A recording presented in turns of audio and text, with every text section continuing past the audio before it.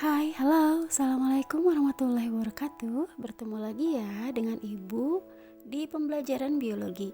Bagaimana kabarnya hari ini? Semoga kalian sehat selalu ya, stay safe. Nah, kita kali ini akan belajar tentang materi ekosistem, yaitu KD 3.5. Bagian ekosistem yang kita pelajari adalah tentang tingkat organisasi makhluk hidup, kemudian komponen-komponen penyusun ekosistem, dan jenis-jenis tipe ekosistem. Nah, sebelum kita mempelajari materi untuk pertemuan saat ini, kita berdoa yuk sama-sama. Kita baca Bismillahirrahmanirrahim. Kita mempelajari sebuah ekosistem, baik tipe ekosistem, kemudian komponen-komponen penyusun ekosistem, sampai ke bentuk interaksi yang ada di dalam ekosistem, pasti kita tidak akan pernah terlepas untuk mempelajari hubungan antara makhluk hidup dengan lingkungannya itu sendiri, dan itu dinamakan sebagai ekologi. Pengertian ekosistem sendiri merupakan cakupan komunitas makhluk hidup dan komponen lingkungan tak hidup atau disebut dengan komponen abiotik yang saling berinteraksi, saling berketergantungan di dalam ekosistem itu. Kemudian ada transfer energi antar komponen ekosistem. Hal pertama yang harus kita ketahui ketika kita mempelajari ekosistem, sebuah ekosistem adalah tingkat organisasi makhluk hidup yang ada di dalamnya. Penyusun atau tingkat organisasi makhluk hidup dimulai dari satuan yang paling sederhana hingga ke bentuk yang paling kompleks. Ibu ingatkan lagi ya. Nah, yang paling sederhana kita namakan sebagai individu, merupakan satuan organisme tunggal yang tersusun atas organ, kemudian sistem organ. Contohnya ada seekor gajah. Kemudian tahap atau tingkat berikutnya adalah populasi, sekumpulan individu sejenis yang saling berinteraksi dalam suatu ekosistem dalam waktu yang bersamaan. Ada populasi gajah. Kemudian berikutnya ada komunitas. Komunitas merupakan kumpulan beberapa populasi yang berbeda, kemudian berada dalam sebuah ekosistem di dalam waktu yang bersamaan.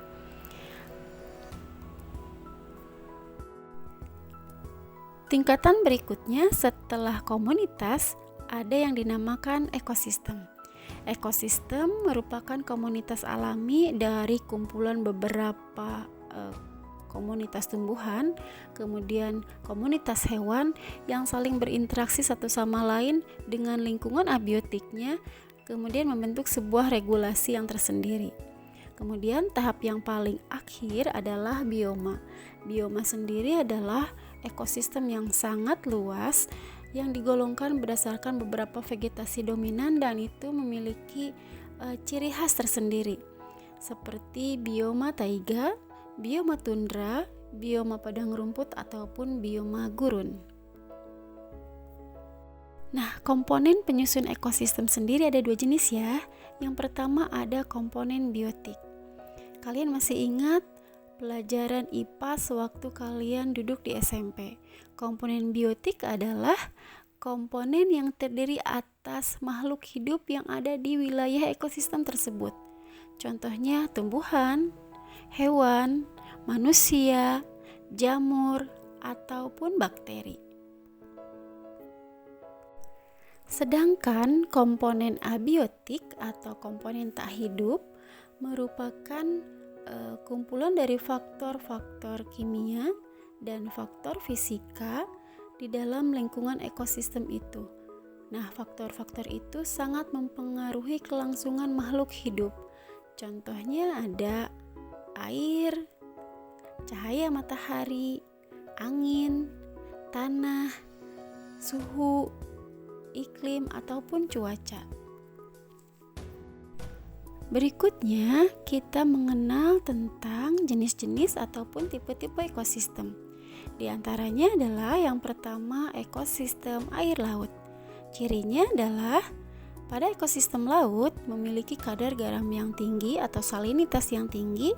Kemudian wilayah laut mencakup 2/3 dari luas permukaan bumi. Di dalam ekosistem laut biasanya terdapat juga ekosistem terumbu karang. Nah, ada yang tahu terumbu karang itu fungsinya untuk apa? Terumbu karang merupakan gudang persediaan makanan dan obat-obatan loh. Selain itu juga keindahan pada terumbu karang merupakan daya tarik tersendiri untuk penghasil devisa negara. Tapi kenyataannya pada saat ini pencemaran lingkungan dan pesatnya pembangunan di pesisir laut menyebabkan kelestarian terumbu karang semakin terancam. Berikutnya yang kedua ada ekosistem air estuaria atau air payau. Ini merupakan perairan pertemuan antara air laut dan air tawar. Terjadi perubahan salinitas, kemudian terbentuk sedimentasi. Itu ciri-ciri dari ekosistem estuaria. Kemudian ada ekosistem darat. Cirinya adalah ekosistem ini memiliki lingkungan fisik yang berupa daratan. Kemudian ekosistem darat disebut juga dengan bioma. Seperti yang sudah tadi Ibu katakan, jenis-jenis bioma itu banyak ya, ada bioma tundra, bioma gurun, dan lain sebagainya. Yang terakhir ada ekosistem air tawar.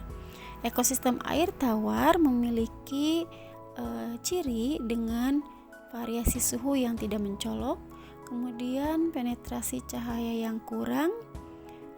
Jenis ekosistem air tawar ada dua jenis, ada air tawar diam, contohnya kolam, danau, waduk, dan ekosistem air tawar yang mengalir, contohnya adalah sungai.